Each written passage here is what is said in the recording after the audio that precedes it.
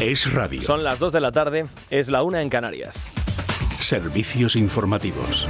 En el ánimo de prestar un servicio público y ponernos, sí, por supuesto, al lado del gobierno, en la ardua y pesarosa tarea de desmentir bulos, hoy para que no se diga que en Es Radio no cumplimos con nuestra labor para y con la regeneración democrática, hoy vamos a hacer lo que se espera de nosotros. Por lo tanto, vamos a proceder a desmentir la última fake news, noticia falsa, bulo, como ustedes lo prefieran.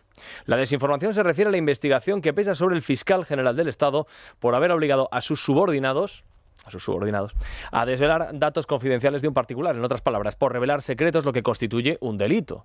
Las presiones las publicó ayer y las detalló negro sobre blanco el diario El Mundo, con los textuales de WhatsApp del fiscal general del Estado, Álvaro García Ortiz, a esos subordinados. Al ministro de Justicia, Félix Bolaños, le han preguntado por ello esta mañana. En estas informaciones se está poniendo de manifiesto que lo que han intentado los fiscales, y el fiscal general del Estado en particular, es que se conozca la verdad. Que los ciudadanos españoles conozcan la verdad frente a un bulo que se propagó, en concreto, desde el entorno de la Presidencia de la Comunidad de Madrid para defender a un ciudadano muy particular. Bueno, pues ese bulo, esa mentira que intentaron propagar, lo que hizo la Fiscalía y todos los fiscales, no solo el fiscal general, sino todos los fiscales que estaban allí presentes, lo que quieren es contar la verdad y aclarar la verdad. Pero si para contar la verdad recurres a la posible comisión de un delito, pues entonces este es el problema. Claro, explica Bolaños que al fiscal general se le investiga por desmentir un bulo. No es cierto, no es cierto. Lo que es un bulo. No es cierto. No es verdad lo que dice el ministro Félix Bolaños. Porque desmentir bulos no es un delito. Desmentir bulos no figura en nuestras leyes, no está tipificado como un delito. Lo que sí que es un delito es la revelación de secretos. Ahí sí, esto sí que lo encontramos, en el artículo 199.1 del Código Penal. Y eso es lo que hizo el fiscal general del Estado, supuestamente. Vamos a ver qué es lo que determina la justicia. Claro, esto que hace Félix Bolaños de propagar bulos y estas cosas, esto que hace el ministro de jugar a desinformar, no cuadra demasiado con esta cruzada, ¿verdad?, de la regeneración democrática. Es incompatible luchar contra el fango cuando te estás dedicando tú mismo a producirlo.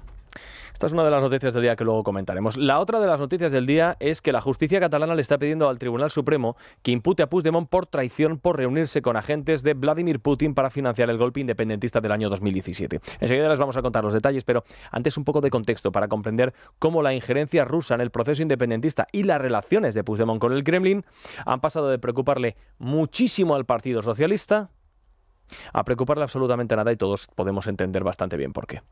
Hubo un tiempo en el cual el PSOE estaba preocupadísimo por las estrechas y crecientes relaciones entre Puigdemont y Putin. Fue hace 7 años cuando se supo que Rusia estaba apoyando, financiando y planificando con el expresidente catalán la independencia de la autonomía que presidía. Y fue hace 7 años cuando Margarita Robles, entonces portavoz parlamentaria del PSOE, le exigía al gobierno de Mariano Rajoy que aclarase con mucha urgencia esas relaciones que ponían negro sobre blanco la injerencia rusa en la estabilidad de la unidad nacional.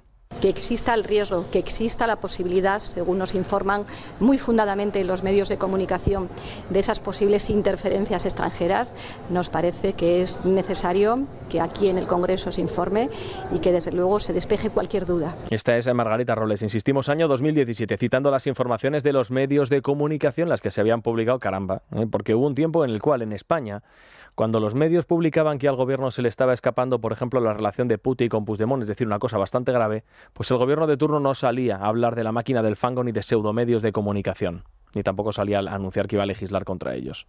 Bueno, cuando decía esto Margarita Robles, no era todavía ministra de Defensa. Margarita Robles lo fue un año después. Y siendo la responsable de esta cartera, y del CNI, por cierto, Margarita Robles mostraba su inmensa preocupación por el golpe de Estado, por los disturbios en las calles que se derivaron en las protestas después de la sentencia y las relaciones de Puigdemont con una potencia extranjera que lo apoyaba desde fuera. Estaba preocupada la ministra, muy preocupada Margarita Robles, así que lo que hacía era hacérselo ver, valga la redundancia, que cosas a Míriam Nogueras, quien hoy es la portavoz de Puigdemont en el Congreso. ¿Qué tiene que hacer un Estado? ¿Qué tiene que hacer un gobierno cuando alguien vulnera la Constitución, cuando alguien declara la independencia, cuando alguien corta las vías públicas, realiza desórdenes públicos, cuando alguien está teniendo relaciones con dirigentes políticos de un país que está invadiendo Ucrania? Usted de esto no ha dicho nada. Y ahora el gobierno no dice absolutamente nada tampoco de esto. ¿Qué tiene que hacer un Estado? Decía Margarita Robles, señora Nogueras. Defenderse o poner alfombra roja. Bueno, amnistiado Puigdemont por la gracia de Pedro Sánchez y presidente Pedro Sánchez por la gloria de Puigdemont, queda bastante claro que quien hace un año era para el gobierno un execrable prófugo de la justicia que tenía estrechas relaciones con Vladimir Putin, por lo tanto era un hombre bastante peligroso, hoy es tratado de expresidente y goza de alfombra roja tras haberlo amnistiado. Este es el cambio interesante del gobierno, ¿verdad? Es interesante recordarlo porque este personaje al que Pedro Sánchez ha blanqueado, rehabilitado pública y legalmente y elevado a la condición de respetable interlocutor del Estado, a pesar de tener 2 causas abiertas por malversación y por terrorismo en el marco de Tsunami Democratic, hoy ve cómo le está aflorando una 3ª causa. Otro frente más.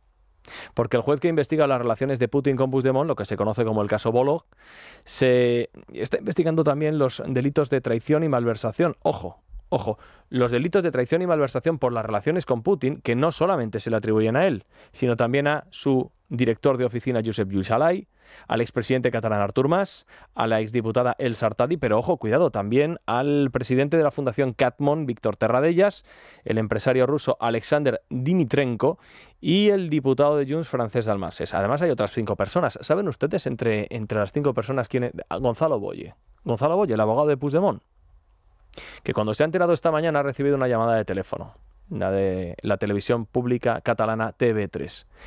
Y la defensa que ha hecho Gonzalo Boye es un ataque directamente, acusar al juez Aguirre, al juez que investiga el caso Bolo, las relaciones de Putin con Puigdemont, acusarlo directamente de consumir sustancias.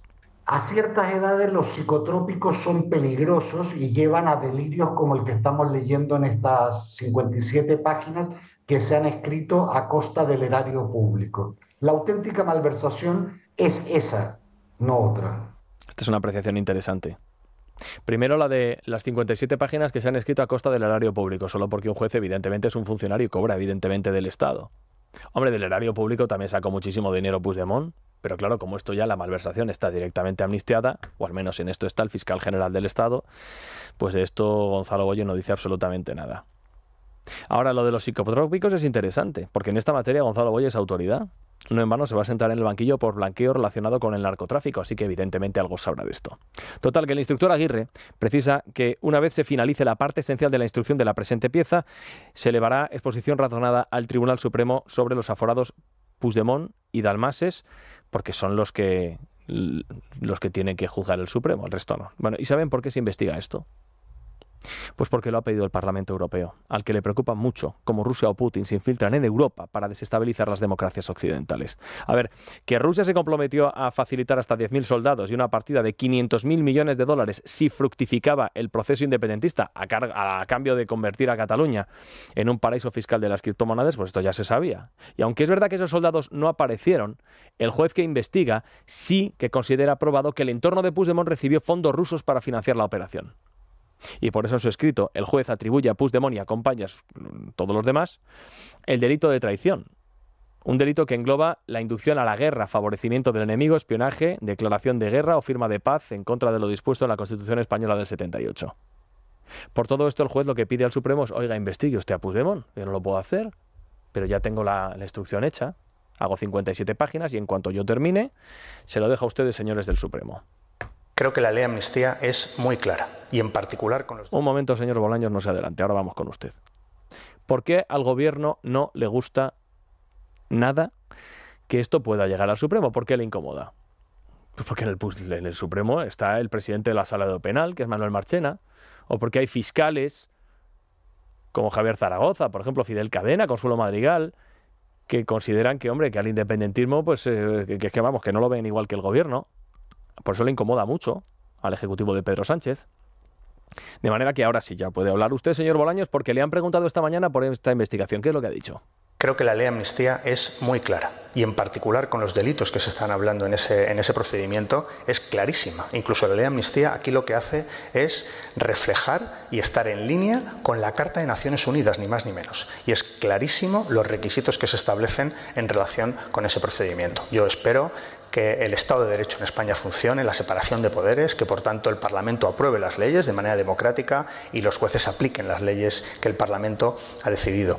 Esto es un argumento falaz, porque en un país donde hay separación de poderes, el poder judicial puede decidir sobre las cosas que ha aprobado o no el poder legislativo.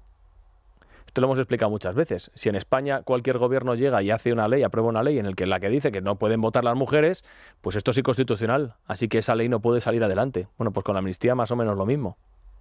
Total, que Bolaños dice que no me toquen a Puigdemont, que está amnistiado. Oiga, que es el Parlamento Europeo el que le ha pedido al juez Aguirre que lo investigue. Y este juez está haciendo su trabajo. Ya sabemos que la voluntad del legislador, que a esto recurre el gobierno con la ley de amnistía, la voluntad del legislador, es decir, Puigdemont, que para eso fue quien escribió su propia ley de amnistía, su voluntad es la inmunidad misma suya, la de Puigdemont, ¿eh? Pero hombre, qué menos que pedirle al ministro de Justicia que por lo menos los jueces hagan su trabajo sin ningún tipo de injerencia. Es noticia. Con Juan Pablo Polvorinos. Es radio.